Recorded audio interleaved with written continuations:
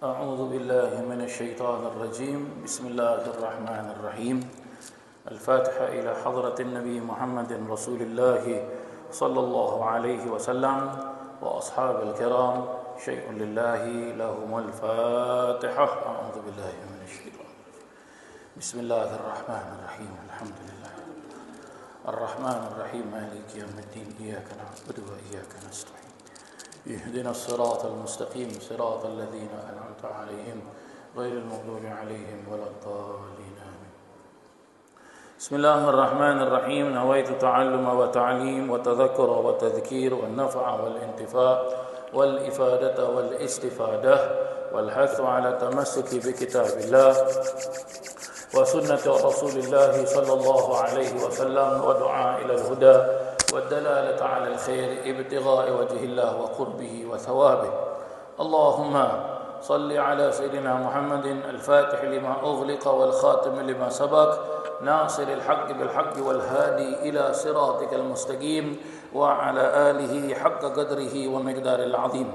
اللهم صل صلاة كاملة وسلم سلاما تاما على سيدنا محمد الذي تنحل به العقد وتنفرج به الكرب وتقضى بالحوائج وتنال به الرغائب وحسن الخواتم ويستسقى الغمام بوجه الكريم وعلى آله وصحبه في كل لمحة ونفس بعدد كل معلوم لك.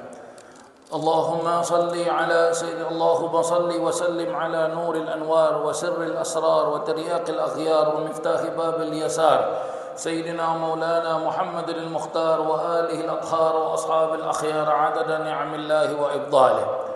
اللهم صل وسلم وبارك على سيدنا محمد النبي الأمي الحبيب العالي القدر العظيم الجاه وعلى آله وصحبه وسلم. اللهم صل على سيدنا محمد طب القلوب ودوائها وعافية الأبدان وشفائها ونور الأبصار وضيائها وقوت الأرواح وغذائها وعلى آله وصحبه وسلم.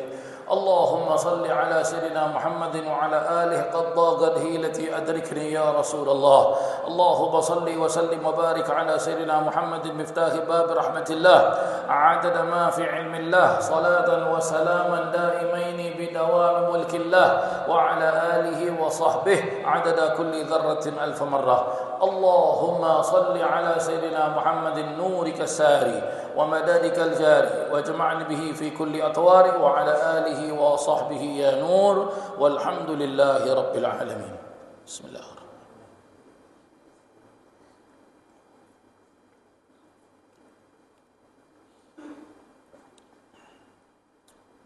Alhamdulillah, bersyukur kita kepada Allah Subhanahu wa taala kita dapat berjumpa dalam keadaan sihat wal afiah. Mudah-mudahan perjumpaan kita ini diberkati oleh Allah Subhanahu wa taala. Para jemaah yang dirahmati Allah, kalau kita lihat kalender Islam hari ini 27 daripada bulan Safar. Ya, 27 daripada bulan Safar berarti kita sudah masuk malam yang ke-28. Maka menurut kalender Islam, para jemaah sekalian, insya-Allah tanggal malam pertama daripada bulan Rabiul Awal itu akan jatuh pada 13 Ogos 29 Safar. Begitu azan maghrib, masuklah dia malam yang pertama. Oleh yang demikian, sudah menjadi suatu amalan di negara kita Singapura, apabila datang bulan Rabiul Awal, ya, masjid-masjid semua mengadakan bacaan Maulid Nabi SAW kerana menyambut bulan Rabiul Awal, bulan yang dilahirkan baginda Nabi SAW. Maka pengajian kita ini akan berehat sebentar para jemaah sekalian, ya. Pengajian kita akan rehat pada minggu hadapan 18 Ogos 5 Rabiul Awal itu tidak ada pengajian, tapi digantikan dengan majlis maulid yang telah masjid susun.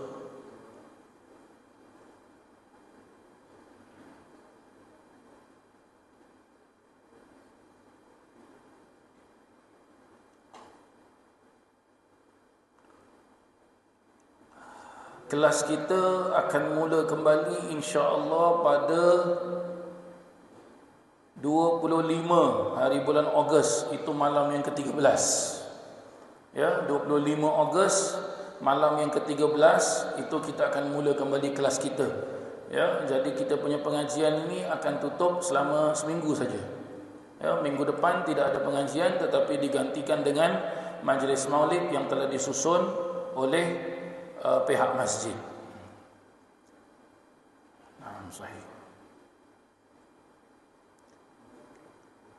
Baik, para jemaah yang dirahmati Allah, hari ini insya-Allah kita akan khatamkan kitab Riyadhus Shalihin juz yang pertama.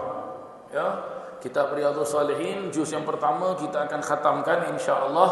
Dan insya-Allah nanti seperti tadi yang saya jelaskan, kita bila ketemu kembali dua minggu lagi akan datang, kita akan mulakan kitab Riyadhus Shalihin juz yang kedua pula insya-Allah.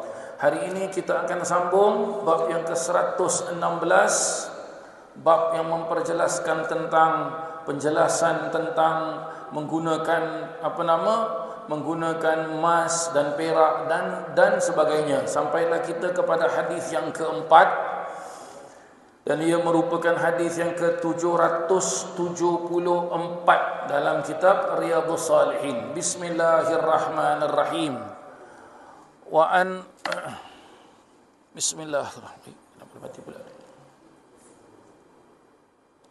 Bismillahirrahmanirrahim.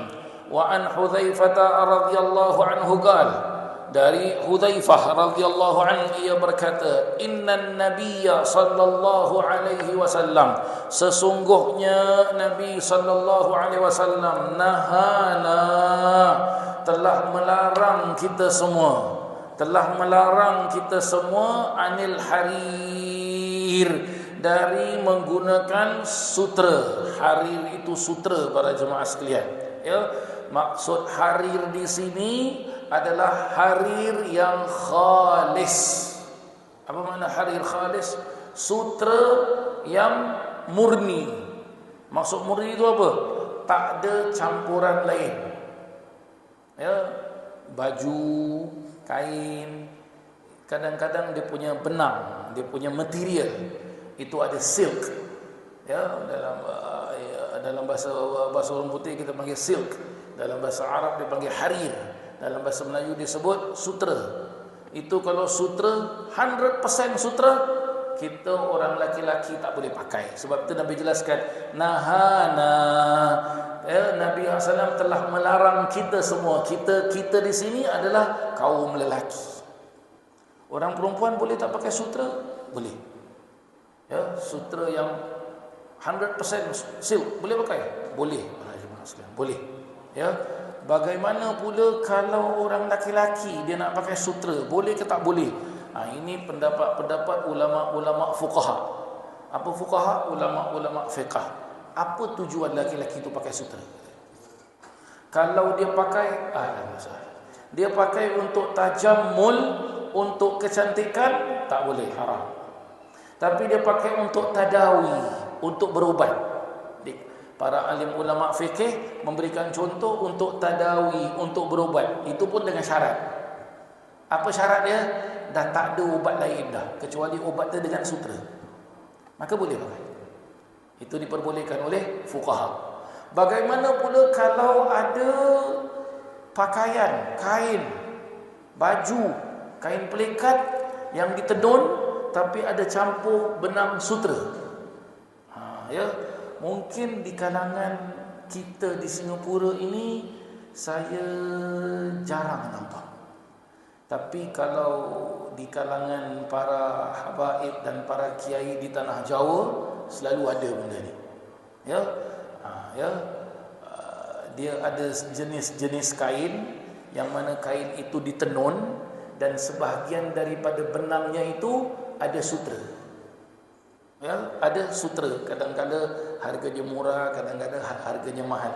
Tengok berapa persen sutra tersebut. Diperjelaskan oleh ulama-ulama fuqaha, memperjelaskan kalau kain pelikat itu dia ada benang sutra dan dia campur dengan benang lain, contoh dengan cotton ke, dengan polyester ke, ya, lepas tu ada benang silk dia campur. Boleh tak dipakai oleh orang lelaki? Boleh, para jemaah sekalian. Ya, minta maaf bukan saya nak bangga diri. Ini kain pelikat yang saya pakai ini nama dia BHS. Ya, ini ada campur benang sutera. Tapi ini murah punya para jemaah sekalian. Dia ada yang mahal punya, ada mahal. Ya, ada mahal punya, tapi saya simpan. Kadang-kadang dia pakai para jemaah sekalian. Ya, kenapa kadang-kadang pakai? Bila nak pergi kahwin ke? Tak. Kita dah kahwin dah, alhamdulillah para jemaah sekalian. Ya, jadi bila saya pakai itu, nanti pakai kalau ada majlis besar, contoh majlis maulud, ya.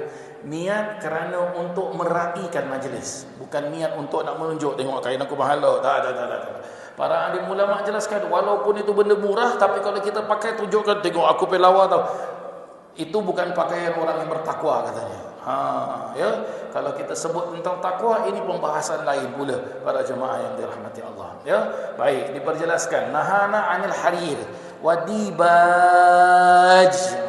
Ya, wadibaj apa dia? Ataupun sutra yang kasar untuk lelaki.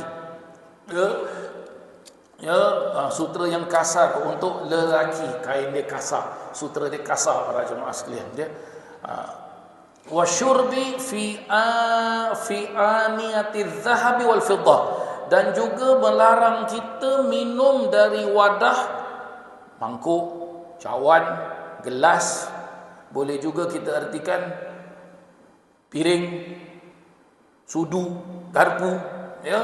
Juga melarang kita daripada wadah tersebut, daripada zahab wal fiddah, emas dan perak. Ini baik orang lelaki, baik orang perempuan, sama.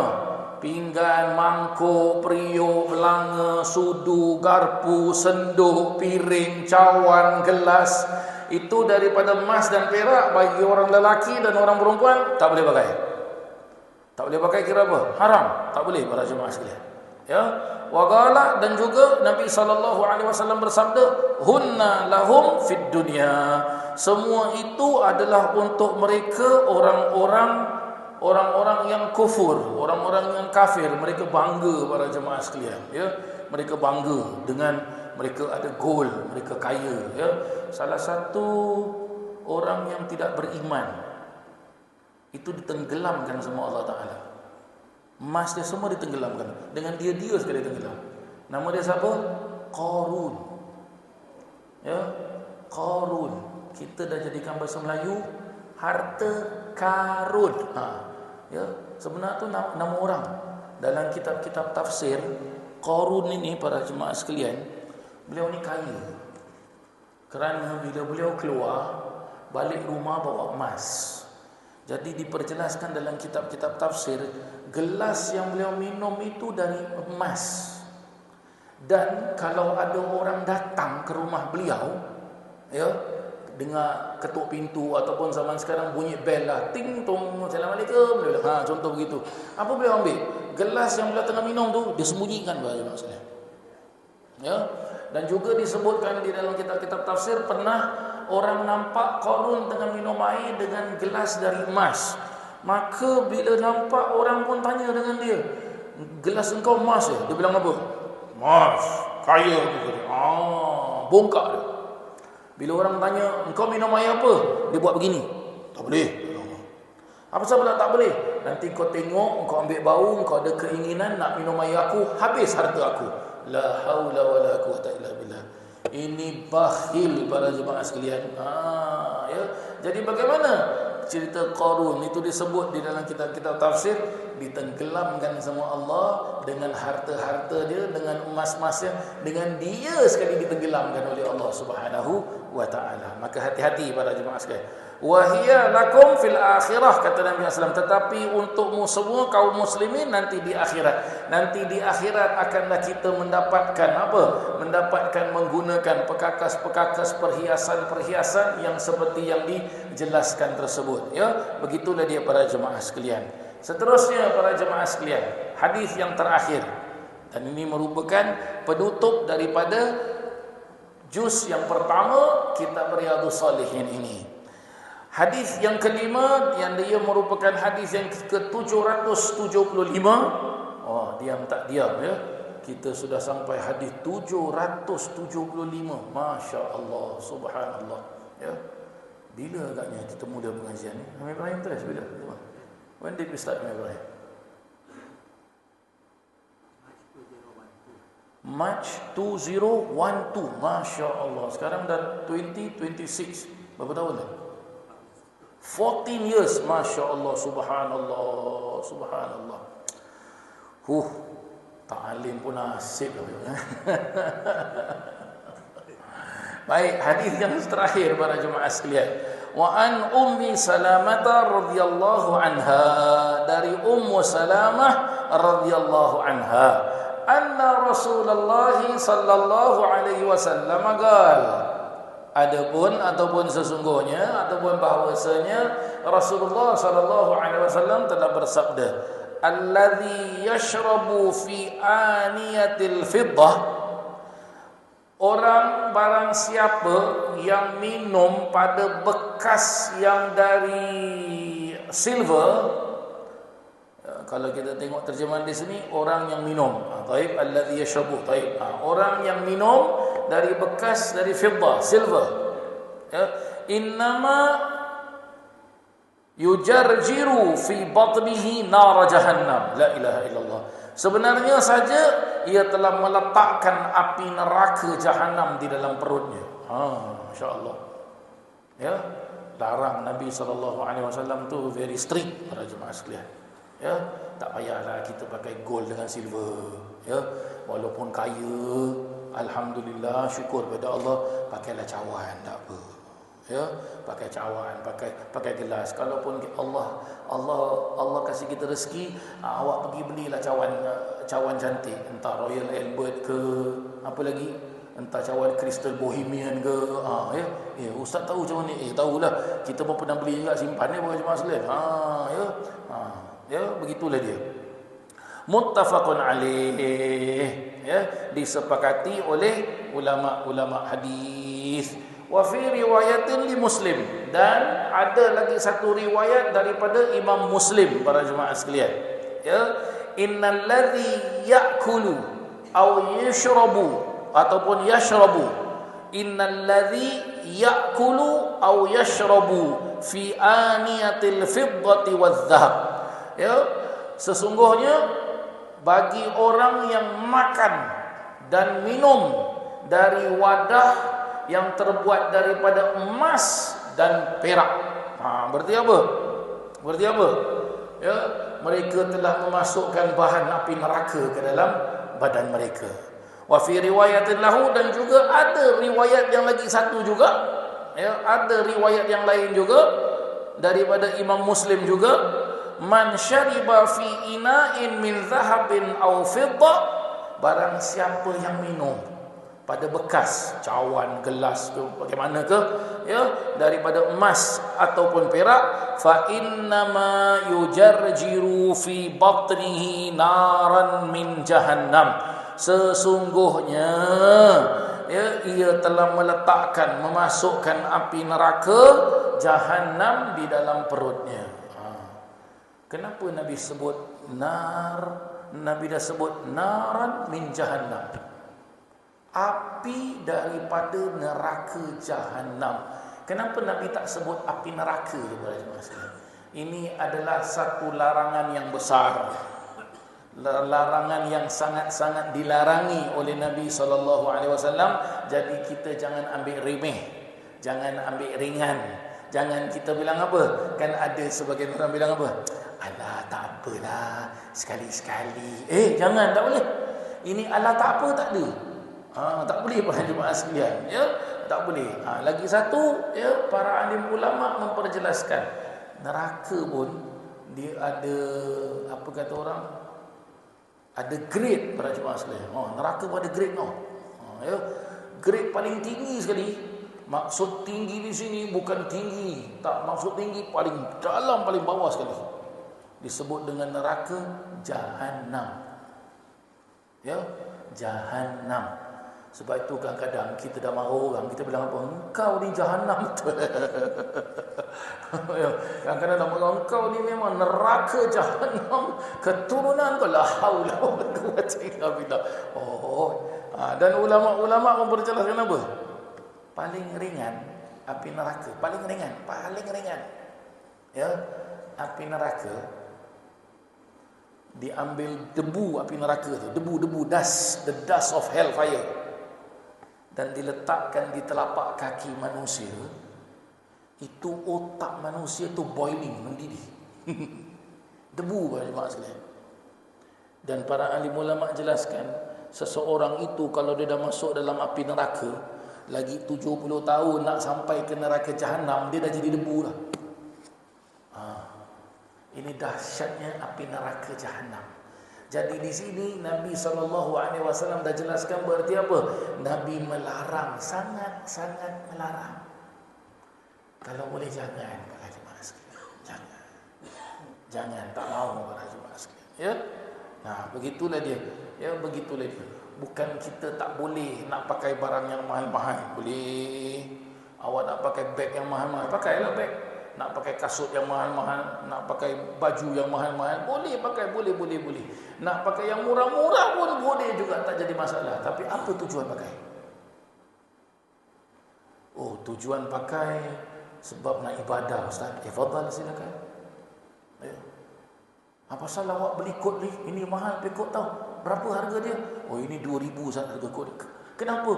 Sebab saya ada meeting dekat istana presiden. Yalah, dah ada pergi meeting kat istana, takkanlah nak pakai t-shirt pakai jemaah tangan dia. Kena sesuai dah sikit. Tu dia, begitu dia pakai jemaah sekalian. Jadi kena sesuaikan keadaan, ya. Maka begitulah dia para jemaah sekalian, dengan adanya 2 potong hadis ini, maka alhamdulillah khatamlah kita kitab Riyadhus Shalihin juz yang pertama ini para jemaah sekalian. Ya, syukur alhamdulillah, dan saya banyak-banyak syukur pada Allah dan bersyukur kepada para jemaah yang sudi mengikuti pengajian ini dari tahun 2012 sampailah sekarang ini, ya, dengan kitab Riyadhus Shalihin juz yang pertama. Seingat saya, waktu saya belajar baca kitab Riyadhus Shalihin ini, saya pernah khatam kitab Riyadhus Shalihin ini sebanyak 7 kali para jemaah sekalian. Di antaranya saya baca kitab Riyadhus Shalihin ini sewaktu saya masih berada di pondok pesantren. Ya, waktu saya berada di tanah Jawa dengan beberapa orang guru-guru saya, dan setelah itu sambung kita pengajian di Hadramaut, ya, dengan beberapa para masyayikh dan para habaib di Hadramaut sana, dan juga pernah saya mengambil berkat daripada kitab Riyadhus Shalihin ini dengan saya membaca kitab ini bersama Mufti Kota Madinah, yaitu Al-Habib Zain bin Ibrahim bin Sumit. Mudah-mudahan Allah panjangkan usia beliau. Maka para jemaah sekalian, saya mengambil kesempatan pada hari ini dengan kita khatam juz yang pertama daripada kitab Riyadhus Shalihin. Ini merupakan kitab hadis yang sangat-sangat baik dan sangat-sangat besar dan sangat-sangat digemari oleh para alim ulama. Sebahagian dari para alim ulama itu banyak mensyarahkan kitab ini. Ya, kerana mereka suka dengan kitab ini, maka mereka syarahkan. Syarahkan apa? Dia komen tentang hadis ini. Dan komen-komen dia semua ada input-input ilmu-ilmu yang mereka curahkan kepada tulisan-tulisan mereka. Dan di antara, alhamdulillah, syukur kita pada Allah Ta'ala, di antara penterjemah kitab ini, ya, penterjemah kitab ini iaitu almarhum Al-Habib Ahmad bin Muhammad bin Sumit. Ya, Al-Habib Ahmad bin Muhammad bin Sumit.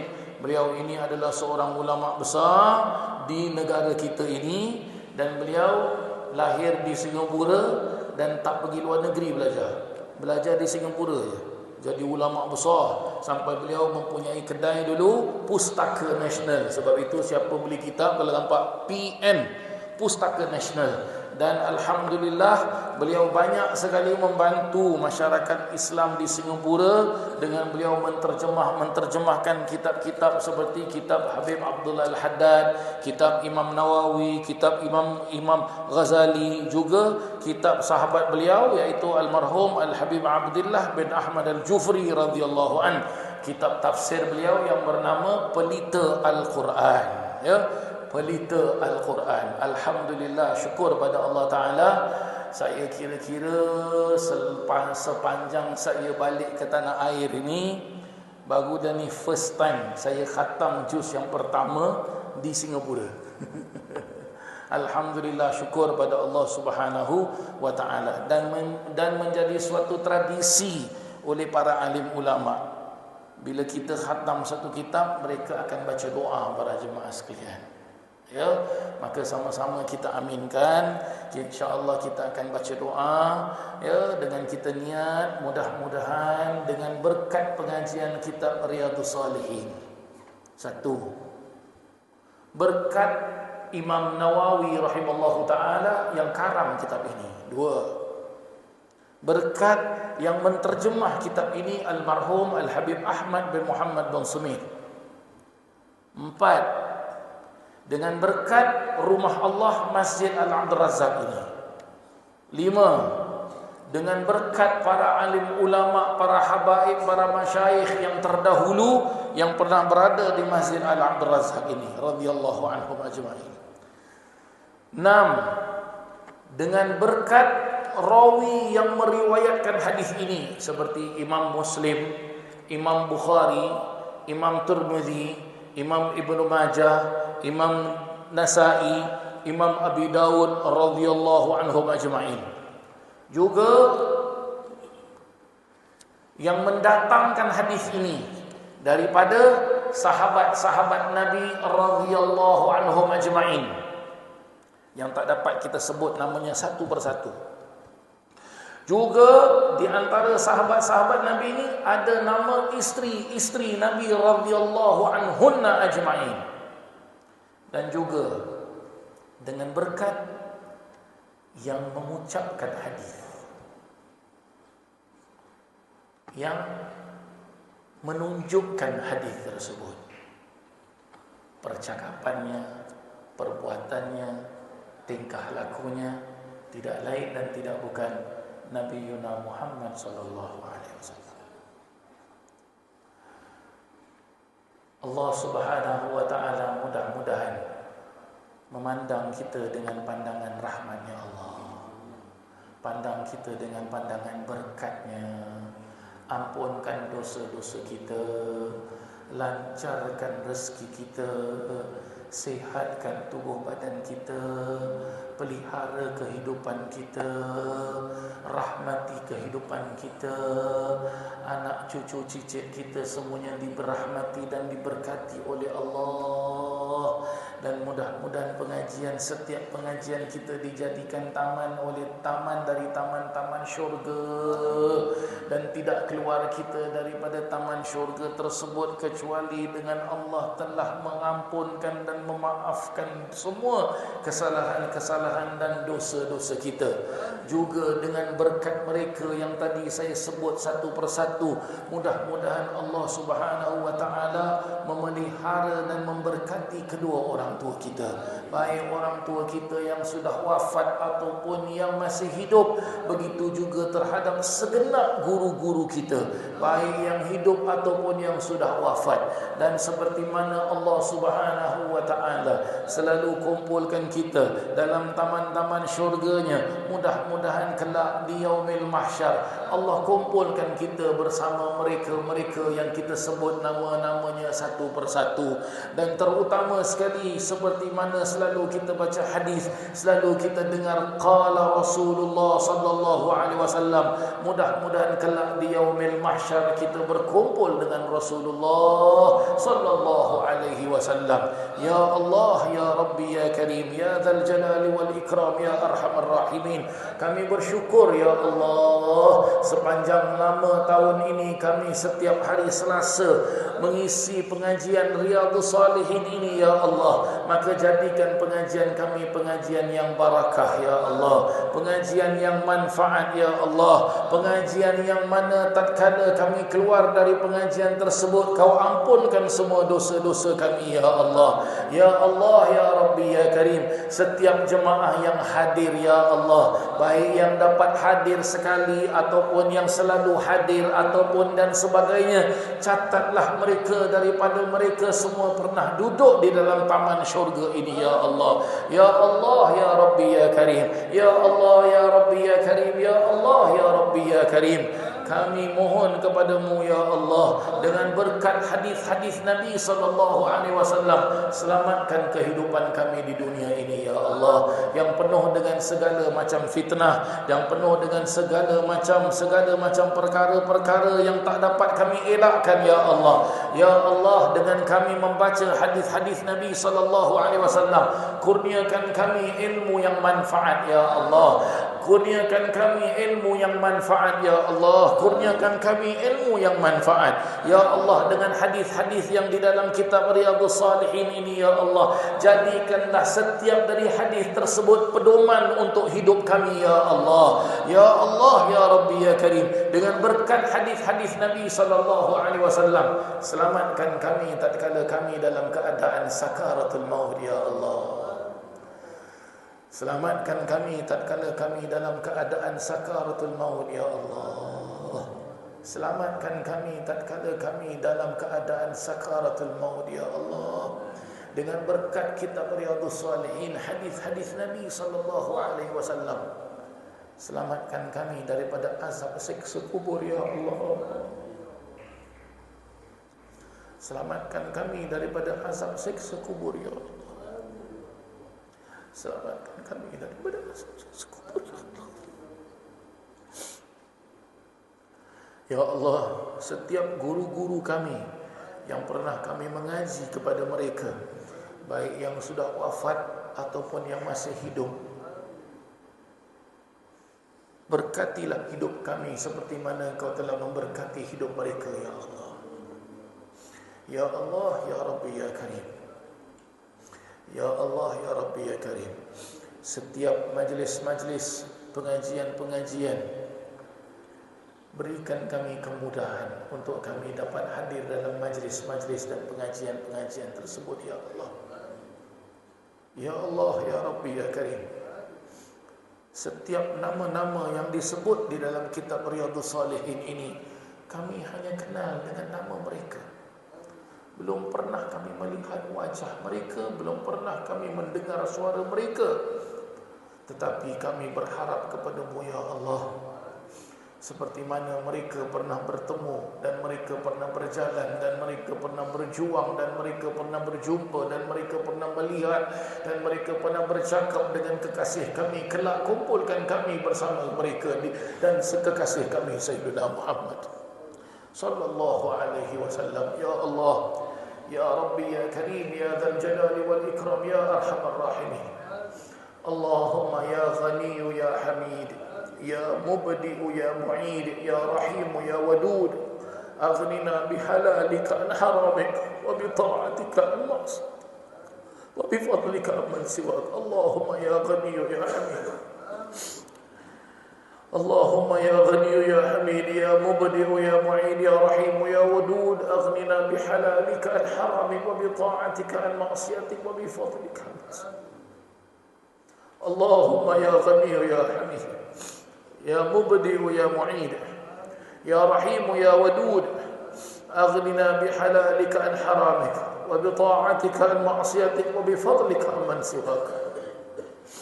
ربنا آتنا في الدنيا حسنة وفي الآخرة حسنة وقنا عذاب النار وأدخلنا الجنة مع الأبرار يا عزيز يا غفار يا رب العالمين. وصلى الله على سيدنا محمد وعلى آله وصحبه وسلم والحمد لله رب العالمين. بسر الفاتحة. أعوذ بالله من الشيطان. الحمد لله رب العالمين الرحمن الرحيم مالك يوم الدين إياك نعبد وإياك نستعين اهدنا الصراط المستقيم صراط الذين أنعمت عليهم غير المغضوب عليهم ولا الضالين.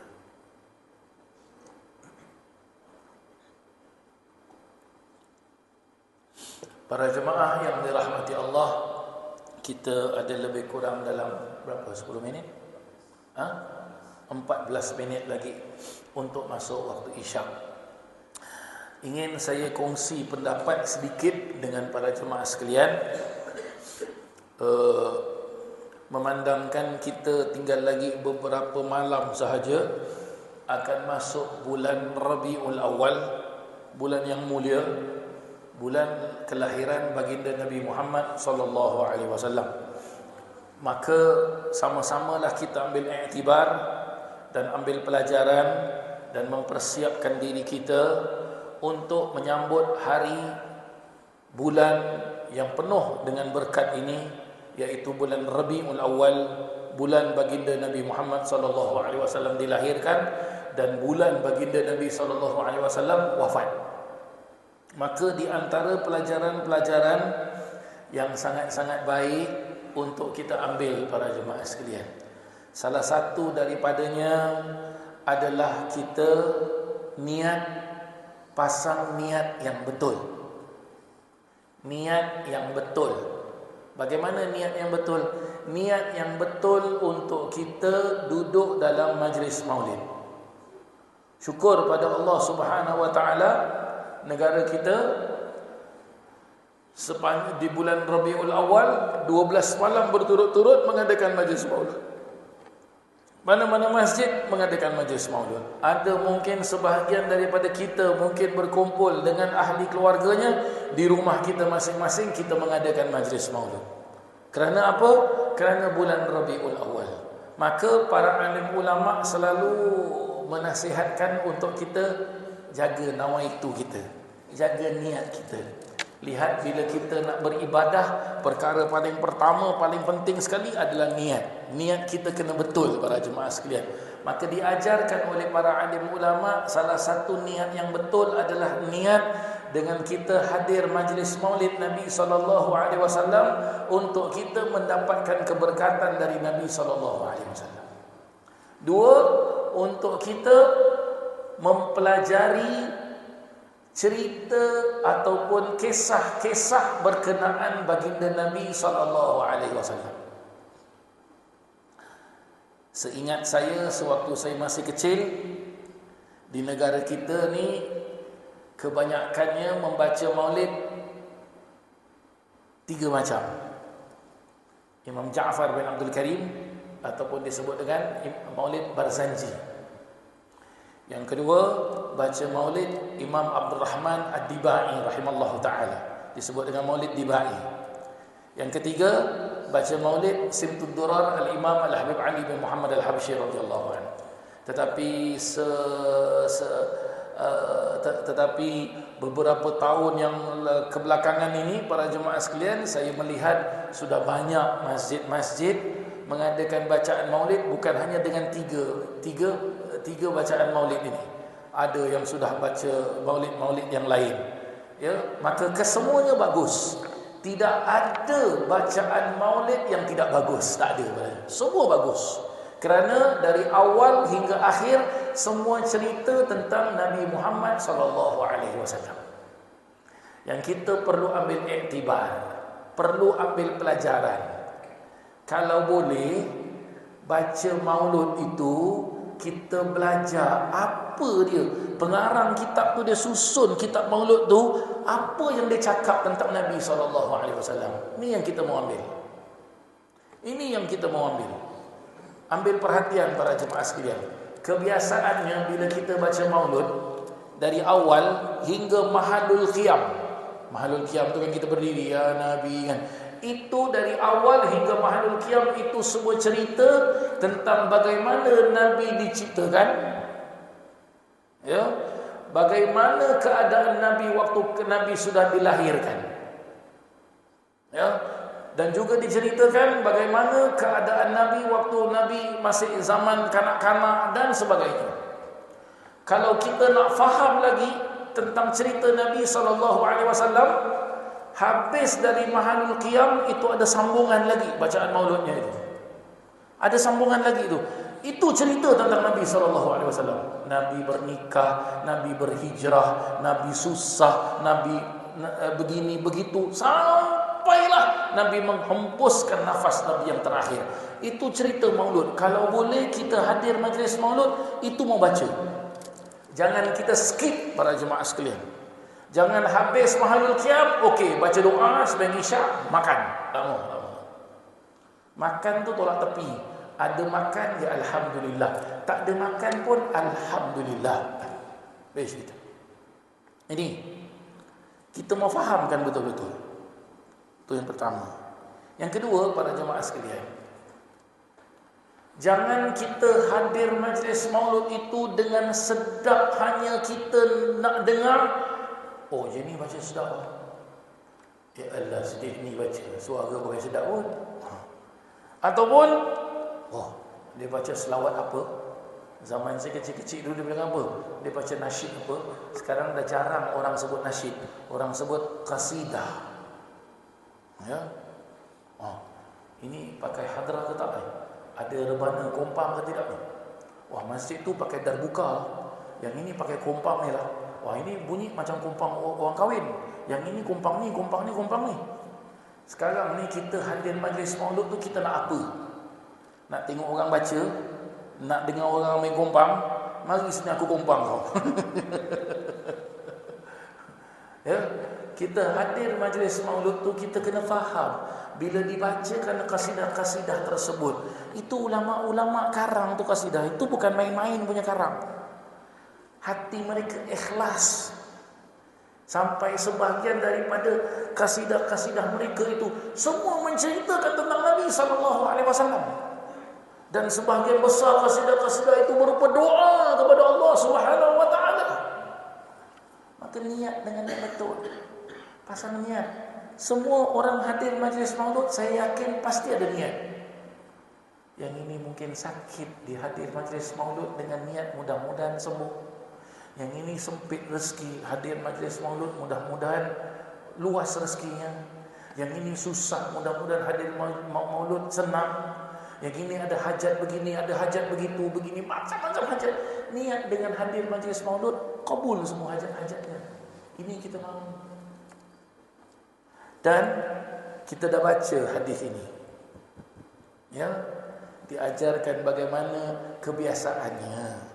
Kalau majlis maulud, habis majlis maulud tu ada makan. Amalkan dalam cerita Nabi SAW. Bagaimana Nabi makan. Sunnah-sunnah Nabi SAW ini diamalkan. Jangan kita makan dengan tangan kiri. Jangan mula makan dengan tanpa bismillah. Jangan. Hadir majlis maulud lepas tu ya mungkin kalau dekat negara kita biryani lah. Ya, ada sebagian rumah orang bukan biryani, nasi ambeng, ya, dan sebagainya.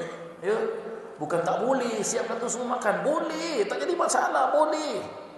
Tapi makanlah dengan sunnah Nabi SAW. Seterusnya, hadir majlis maulud itu dengan sopan santun adab. Kerana kita nak baca tentang Nabi SAW. Tentang Nabi tahu. Tentang Nabi. Hadir dengan sopan. Pakaian jaga. Jangan samakan pakaian kita seperti mana kita pergi pasar. Tak mau. Kita pergi jalan-jalan. Tak mau. Ni mau hadir majlis maulud. Hadir majlis maulud dekat mana? Masjid. Baik, masuk masjid tu bagaimana ajaran Nabi SAW? Masuk kaki kanan, baca doa, niat iktikaf, solat sunat tahiyatul masjid. Nah, begitu caranya. Jangan sampai kita salah.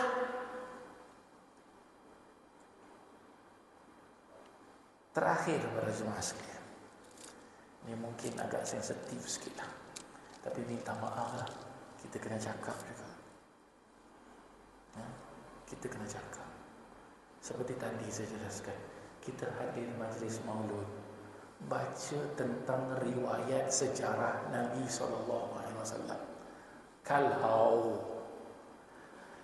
ada para alim ulama baik dia habib ke, kiai ke, maulana ke, syekh ke, ustaz ke, tolong para alim ulama ini bila diminta untuk ceramah dalam majlis maulud, sampaikan tentang Nabi Muhammad sallallahu alaihi wasallam. Jangan kita sampaikan kita sebagai pensyarah, jangan sampai kita sampaikan tentang cerita orang itu sudah ghibah. Jangan mudah kita tahu keluar ini bid'ah. La. Ya akhi, majlis maulud ya akhi tak boleh main-main. Azim, agung majlis maulud. Kalau saya ingat dulu waktu saya kecil-kecil para jemaah sekalian, kita ni nak hadir majlis maulud ni, kadang-kadang orang tua kita, ayah kita very strict. Nak hadir majlis maulud, sebelum keluar tu dia bilang, duduk dia diam dalam masjid. Dalam majlis duduk dia diam. Jangan nak lari sana lari sini, memekak sana memekak sini. Aku tampar muka kau. Kata dia. Ya. Kenapa para jemaah sekalian, para alim ulama dahulu kala, kenapa majlis maulud mereka makmur? Yang hadir bukan 10 ratus, ribu yang hadir. Kadang-kala bila mereka buat majlis maulud, jalan raya tu kena tutup. Sebab apa? Ramai orang datang. Dan orang yang datang semua nangis. Mula baca maulud, ya Rabbi salli ala Muhammad, meraung dah orang menangis dah. Keluar dari majlis semua happy gembira. Macam gitu kita mau. Kita datang majlis maulud ini membaca sejarah Nabi dengan apa? Banyak dosa kita ni. Kita mengharapkan keluar dari majlis maulud Allah ampunkan semua dosa-dosa kita. Ini yang kita mahu. Ini yang kita mahu. Maka jadikan iktibar pelajaran majlis maulud itu. Kita boleh happy, kita boleh bahagia. Siapa saja akan farah, surur, gembira dengan majlis maulud. Siapa saja akan happy, gembira. Ya. Tapi gembiralah kita, happylah kita, bahagialah kita kerana Nabi sallallahu alaihi wasallam. Bukan happy, bukan gembira, wah aku dapat makan banyak. Jangan para jemaah sekalian. Inilah yang boleh saya sampaikan. Lagi 1 minit nak masuk waktu isyak. Cukuplah sampai di sini para jemaah sekalian. InsyaAllah kita jumpa lagi pada 2 minggu akan datang. Dan insyaAllah mungkin kalau ada sebahagian daripada 12 malam tu saya kosong, mungkin kalau tak ada apa-apa, ya mungkin saya datang masjid sini, ya, kerana nak hadir majlis maulud itu saja, tak lebih dari itu para jemaah sekalian.